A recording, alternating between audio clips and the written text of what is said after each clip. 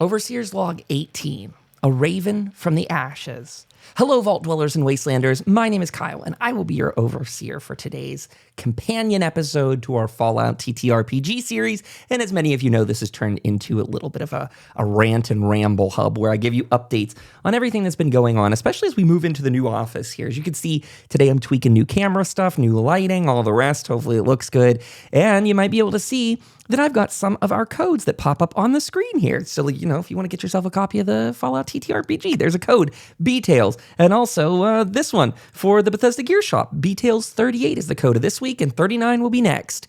But you can see I'm trying to do this all-in-one, low to no edit guerrilla filming, as I really like to call it, where I don't take it in, I don't do too much post-production with it, just because that slows me down. I don't find it as fun, and it takes a lot of bandwidth from the brain to go and do that. So instead today, I've just got some pop-ups down there, and this is sort of also an announcement that we're back live on Twitch doing Fallout 76 on a regular basis. So if you want to check that out, Overseer Kyle is the Twitch account to go to. And as always, you can find all of our links at overseerkyle.com. But in today's episode, we're going to talk a little bit about episode 18 of the TTRPG. It was a fun episode dealing with a missing raven who got to find her way to the mysterious location of the Lantern, which is a sort of mythical Mothman hub, a place of congregation, a sanctuary, if you will. And it's described in the Fallout lore as being far from Appalachia. Where exactly? Not mentioned. And I toyed around with the idea that the place that Raven went to is maybe not so physical. I channeled a little bit of Stephen King's Rose Red in there. If any of you watch the TV series, I'm sure there's a book to go along with it. But I saw the TV series when I was young, and the idea of this haunted house that constantly expands as you're going through it really also felt to me a little bit like a mental palace, where you might see characters go through those things in hazy fever dreams or other things like that, and just that the place constantly expands to meet the interests of the person going through it. By the way, I need to clean off my glasses here again. No to low edits. We're just doing it all live today. But I thought that would be a cool thing to explore with Mac Raven.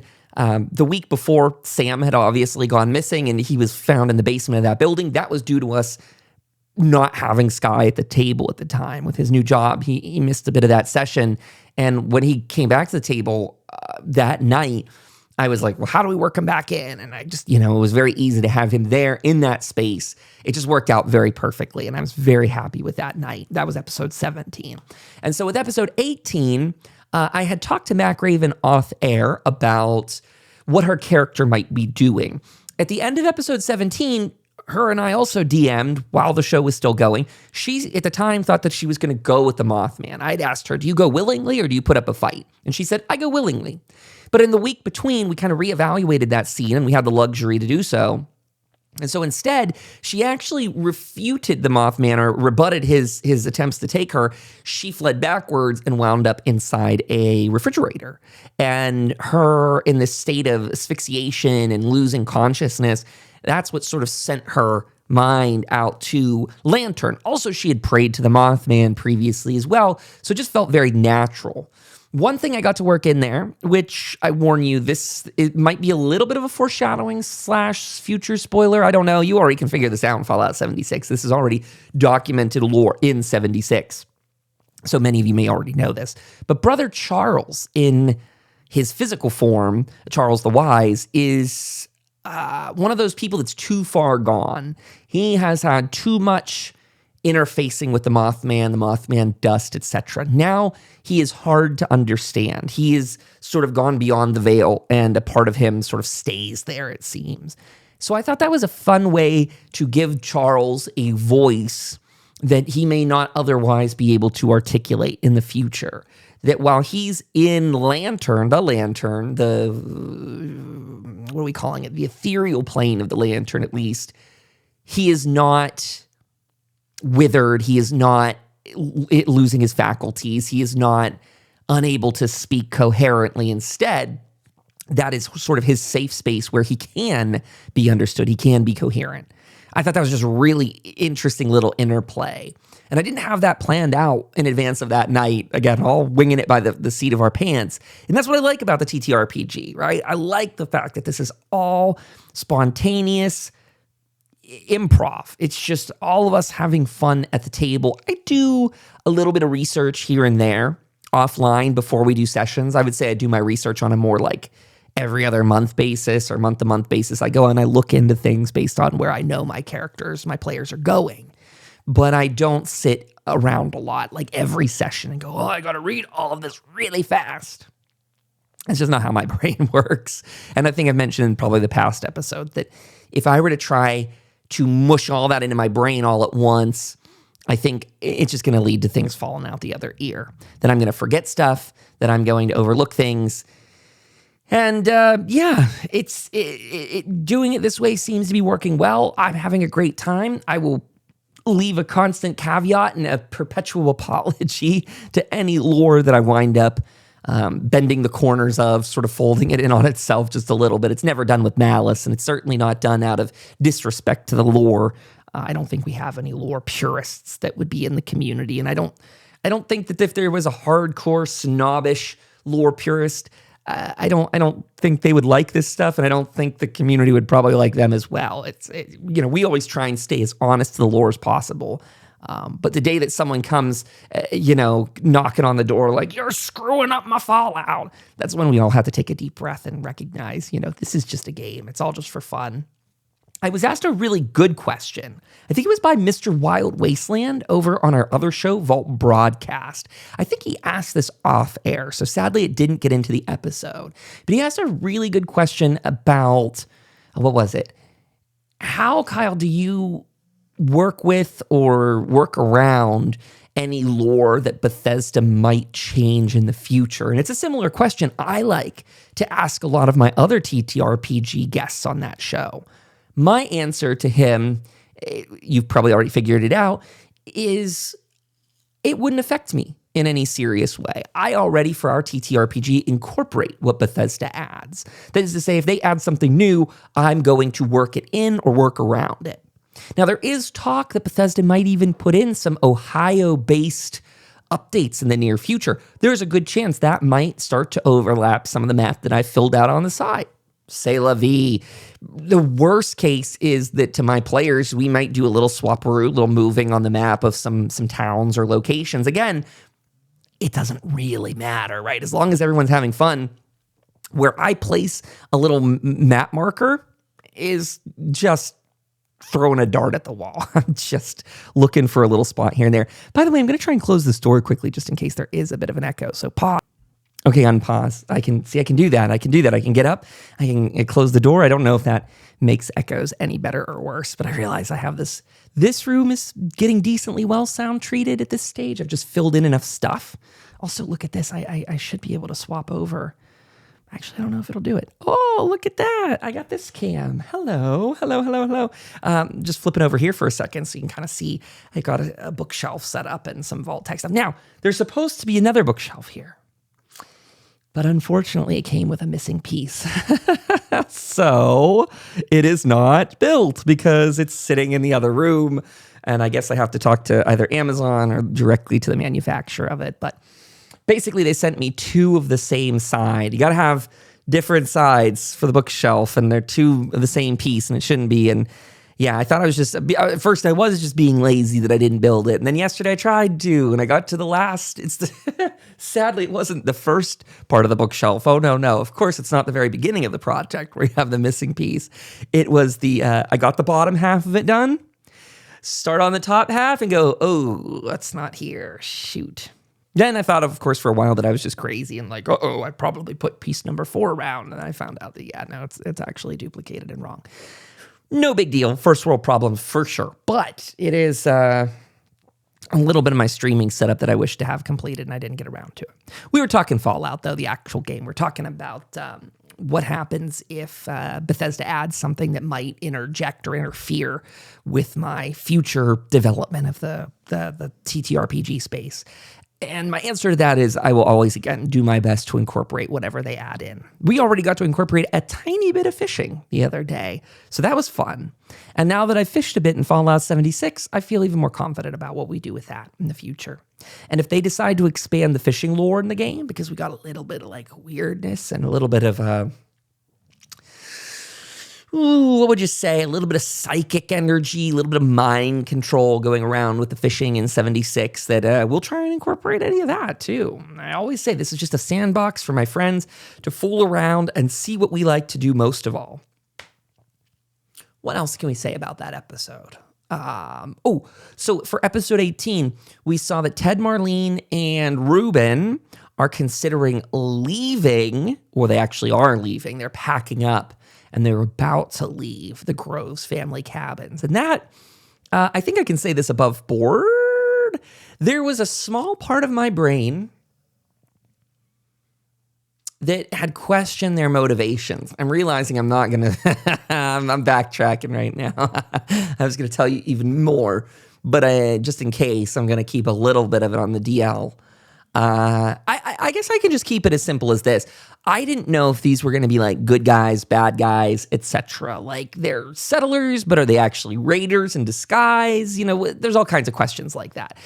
Question of like, are there Mothman cultists in disguise? Like all that stuff sort of came to my mind as we were throwing it together. And really, I mean, a lot of this plotting and scheming happens on the spot. So I'd be curious if you want to leave a comment below. Does any of that come through? Does it ever feel like I'm creating it on the fly? Does it ever feel that badly? Does it ever feel that transparent? Because when I'm doing it, it doesn't feel that way so much. Like at least in my own head, of course. It feels like I'm not holding the group up. Like I'm not like, oh, wait. I need like 20 minutes to come up with an idea. No, I'm just like, let's go.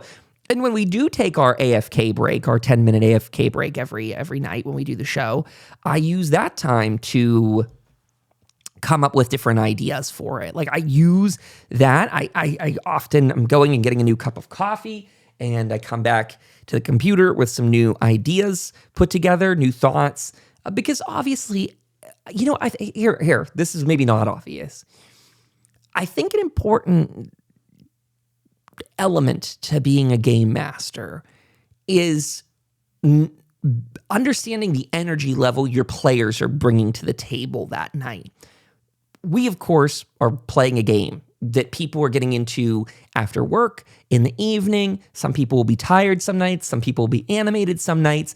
And so I think, as I always talk about on the show, if you have a really rigid plot line that you as a GM are trying to force people down, your plot line can simply suffer when someone's tired. And so that's something I take into account with our game, that if my players are just not really RPing one night, they're not really into their character that night, they seem a little tired that night, I try not to force them down any kind of pathway that's going to take too much energy from them, right? We don't want to push people into the negatives in their energy reserves because it would make for a crappy show.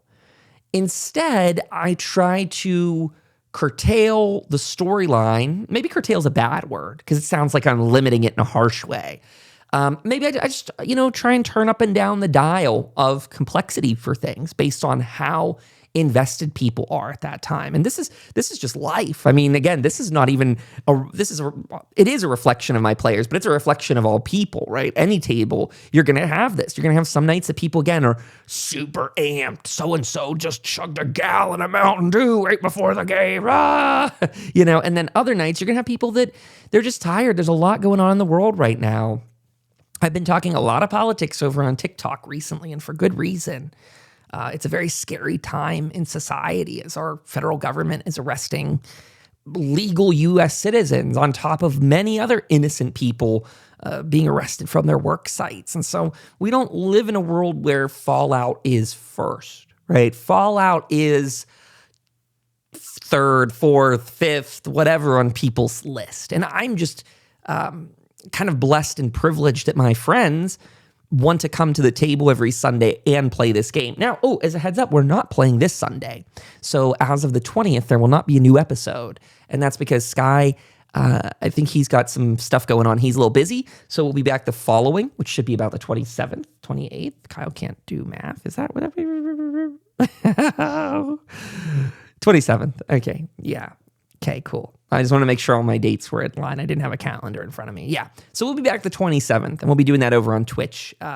We are going to cut the pre-show, by the way.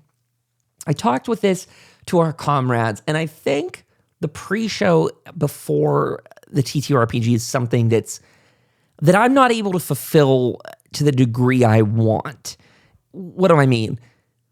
When we do our 30-minute pre-show, it's more like 20. We use the 10-minute start screen, then we're there for 20 minutes. I think we're doing a disservice to people who come out to see the show. If we had a much bigger audience, and someday we will, someday this will apply again, when we have a much bigger audience, a pre-show would make more sense. Time that the audience can come and ask us all questions. But as it is right now, I find that I'm phoning in the pre-show. A couple people are coming to the audience, and so far there's still people that know me from previous stuff, so they're not always really bringing like Fallout content. They're not really talking about the show. Instead, they might be asking me about real-world politics or things like that. Things that I typically try to ignore in the hours leading up to the TTRPG. I really try and get my headspace set that afternoon. In fact, it's something I probably haven't reminded my players about enough, and it's something that I don't even know that I've been doing enough this last little bit, is I think everybody, before you start TTRPG, you should be listening to Fallout music. You should be getting yourself in that headspace. Light a candle that smells like the Wasteland. I don't know. Go out and sniff a dumpster. I don't know. I don't know what smells to recommend. But the idea of get yourself in that space, right? Put your mind on those rails already, and you will just get into character easier. Is that method acting? I don't know. I'm not an actor. I don't know anything about this. I'm lucky I'm using the word improv correctly. But it's that idea that if you have props to work with, you're more in it. If you have the sights, the sounds, the smells, you're more in it. So just thoughts for everybody. And you know, for some people, we see this when they dress up to do TTRPG stuff. There's many shows out there where people get in character physically. They'll paint themselves green like a super mutant. They'll put on their Vault Dweller uniform, all that stuff. It forces you into character physically, right? You're carrying it. You look like it. You resemble it. You are it. And so these are just thoughts, loose thoughts. And no one has to do any of this stuff. You don't have to go and spend a ton of money on setting up a set for yourself or anything like that. But of course, if you can, if you've got that stuff, why not utilize it? Get yourself some, moldy food that you found in a diner. I don't know. Don't do that. Please don't do that one. But honestly, things you could do. You could get yourself some candy apples. You could make yourself some mac and cheese. You know, there's a lot of these little ideas that you could pursue ahead of time. So that's another one. Think about eating like you're in Fallout. That's one that I probably don't do enough. I should do that. I should have a bowl of mac and cheese, some Blamco every Sunday before the show. That would be fun. That'd be cute. That'd get me in the spirit of it. If you want to go so far as to make yourself some Nuka-Cola from the book there, do that. Try not to go buy yourself some Coca-Cola, though, because boycott those capitalist pigs that are funding genocide abroad and also bad stuff at home. Anyway, make it yourself. Use the rule book, the cookbook. Use that. What else can I say? That episode was just so fun. Seems like Chop, we talked about in our little after show, talked about the concern of Chop, the super mutant, going back to the boat with Alfred and seeing if he's going to try and rip Alfred to bits and pieces. That was kind of brought up in our case review that we do for paid members. By the way, case reviews are going to go out both on Substack and on Coffee on Mondays. So if you're interested in that, you can go and subscribe over on either. Become a member over on Coffee and get a ton of benefits, or you can become a paid member over on Substack and get those case reviews. I'll be honest with everyone right now, it's going to probably feel like Coffee is the primary place to go. Let me flash that back up on screen for people. But I think Coffee overall is going to be the one that gets the bigger oomph. Coffee just lets me do more. But either is great. Honestly, maybe either is good too. Maybe I should just use Substack. I don't know. If you have thoughts on that one, leave me a comment below. Which one would you be more keen, if you're someone that wants to financially donate today or in the future, which one would be better? The Substack one, I don't know if you can do tiers on it, first of all. I need to look into that. You might be able to do some tiers. Can we do that live? Substack. They actually just redid their interface for it too, so I'm not sure. Oh no, this window wants me to sign in. Do I have another window that's already signed in though? Because that would be even easier. Okay.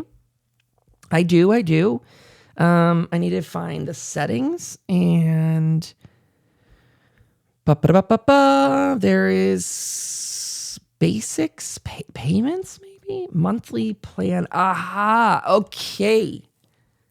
Okay.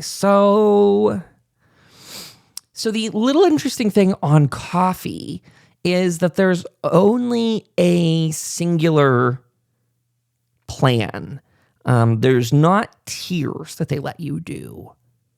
You can do a founding plan price. I don't exactly know what the difference is. You could become a founding member up there, and that, I don't know if this number is like huge, but it for some reason they have that clocked in at $240 a year. I didn't set that. But then there's an annual price plan that's $80 per year. So I guess the founders are just people who've decided they want to give you a lot more money for it, which is awesome if you're someone that wants to do that. But it does seem like there's not a tiered option for Substack. And again, I'm just someone that's trying to open these up because I've got a new place here. I really want to expand out what we're doing. I want to make it bigger, which again is why I'm back to the start of this episode. I'm trying to make these episodes things that I can get out the door faster and with more pizzazz, better finished style. I want to make this stuff feel good. I want to make it feel fulfilling, like everyone that's watching it is getting something good. And I don't want to break myself because one thing I noticed, I'll put another pause in here. I'm going to go to show you. I've printed out my weekly to-do list just for the stuff we're doing.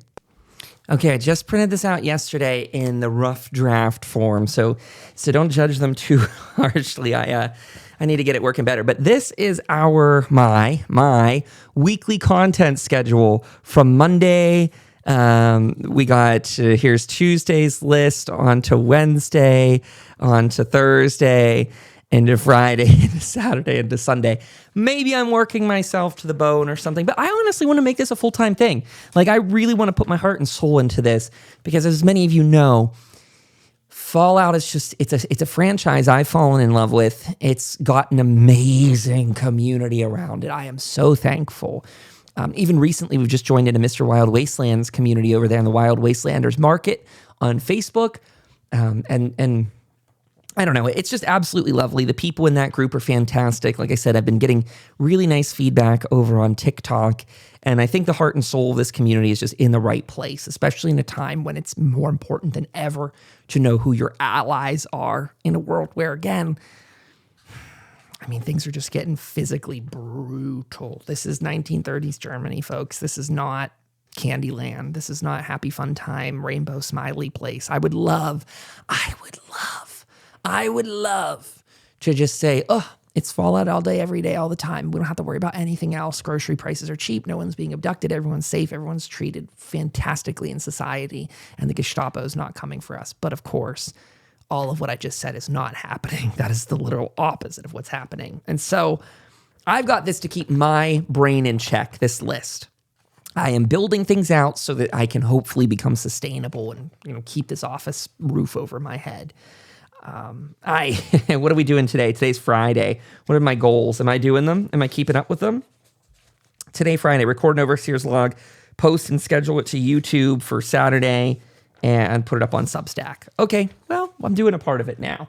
And I also got some overlays done for the thing today. And what else did I do? Yesterday, I was a little ahead of the curve. I still got to check in. My car's air conditioner is not working right now very well, so I probably need to call those guys back. But maybe I'll do that right now. Maybe that's a good reason to get the heck out of here. Well, we are near the 30-minute mark of this episode, so for all my distractions and all my random straggling thoughts here and there, I feel like we've covered an awful lot. There's a lot of updates going on to the office, as you can probably gather. I have just done a lot. We could try something too, and I don't know that it would be very pretty, but can I try using my phone in here as a add a placeholder camera, add a network camera.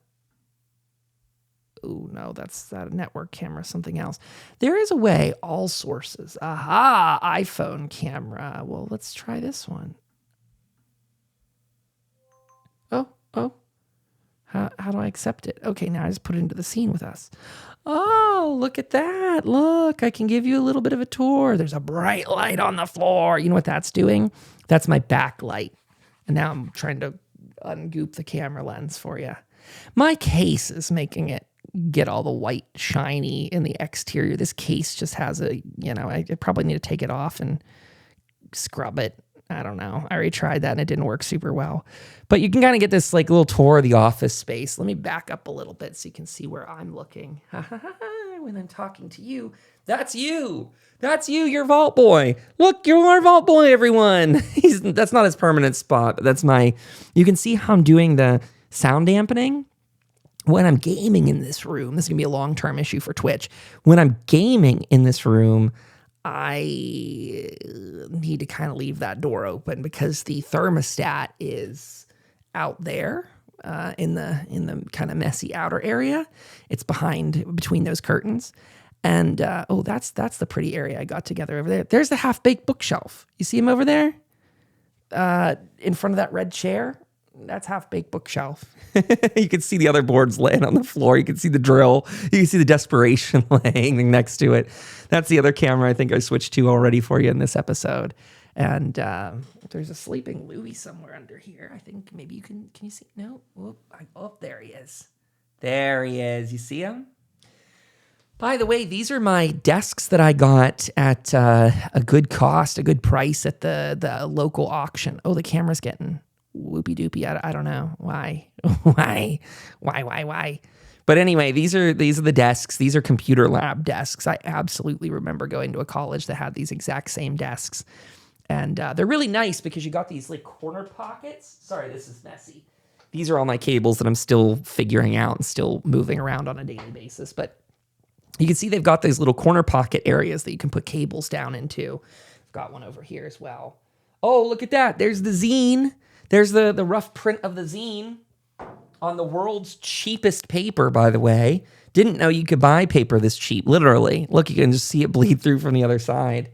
I got to really test this printer and see if it's doing things that I like. But look at this. So this is something that's going to go up for the coffee members. Sorry for my jittery hands. Too much coffee.